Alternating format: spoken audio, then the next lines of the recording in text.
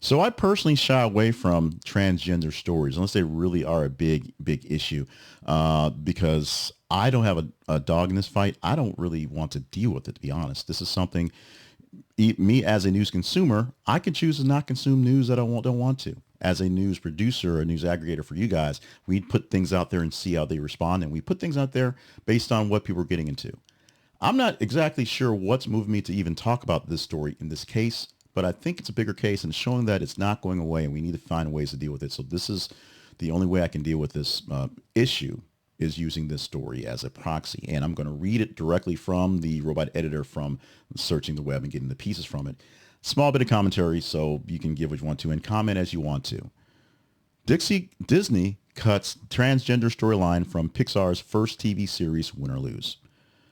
Disney has removed the transgender storyline from the Pixar upcoming animated series called Win or Lose, scheduled to premiere on Disney Plus on February the 19th of 2025. The series follows a co-ed middle school softball team, with each episode focusing on a different character's perspective leading up to their championship game. It follows the coach, follows players, follows a parent that gets too involved. It's a very diverse, on purpose show for Disney and Pixar, and a very big jump for Pixar doing something that's animated in episode form and not just a long form movie.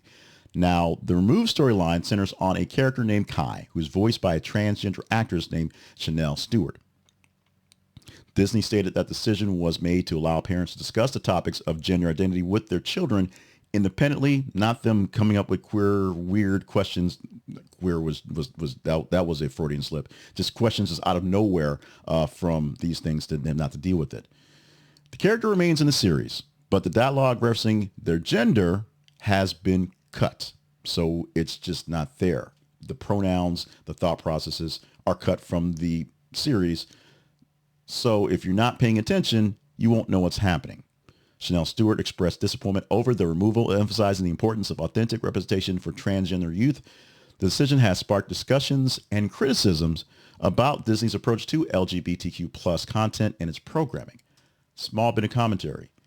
LGBTQ plus issues are rampant around this nation. They are local issues, they are state issues, they are national issues, and they're issues that are not going away because people who are transgender are not going away. Whether you believe transgender exists or not, it kind of does. And so those claims will be there for those who don't believe it, and they're not going away. The percentages, the numbers of people who actually are in this case and deal with this stuff directly, a lot smaller than you might think.